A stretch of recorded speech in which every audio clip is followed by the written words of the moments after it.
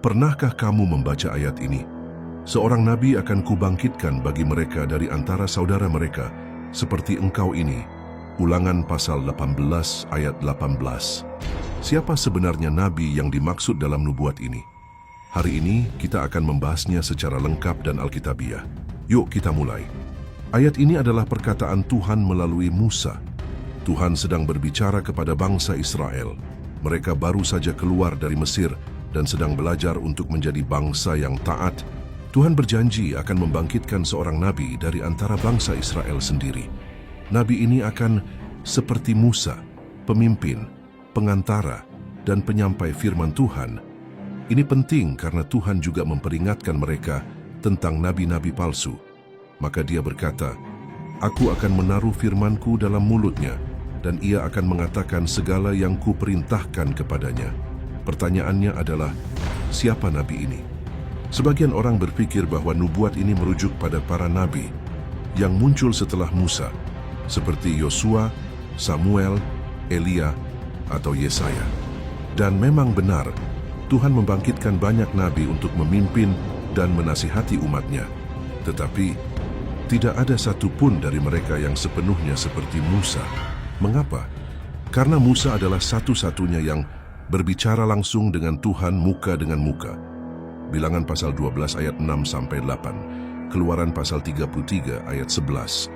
Membawa hukum Taurat dari Gunung Sinai, menjadi perantara perjanjian antara Tuhan dan umat Israel. Jadi apakah ada nabi lain yang benar-benar seperti Musa? Jawabannya muncul ratusan tahun kemudian dalam perjanjian baru. Ketika Yesus datang, banyak orang bertanya-tanya, apakah dia nabi yang dijanjikan Musa? Dan murid-muridnya percaya bahwa Yesuslah penggenapan dari Ulangan pasal 18 ayat 18.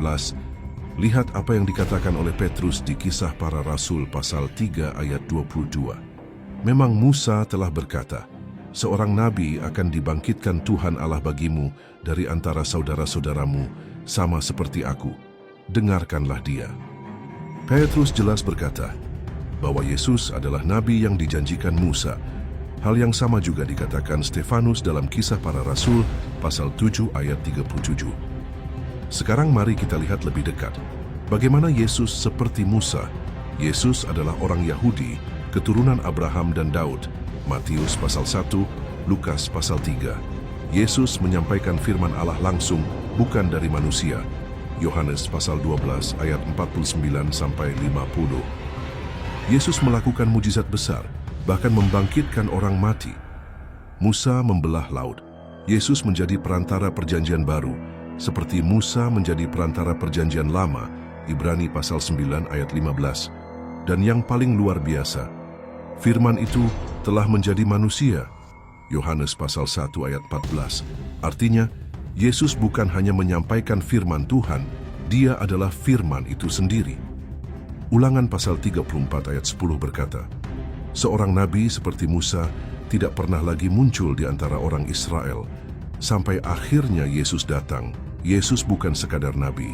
Dia adalah Mesias, anak Allah dan firman yang hidup. Dialah yang dijanjikan Musa dan kepadanya kita harus mendengarkan. Jadi siapakah nabi dalam Ulangan pasal 18 ayat 18? Jawabannya adalah Yesus Kristus. Kalau video ini memberkati kamu, jangan lupa untuk like, share, dan subscribe, supaya kamu tidak ketinggalan video pembahasan Alkitab lainnya. Tuhan Yesus memberkati.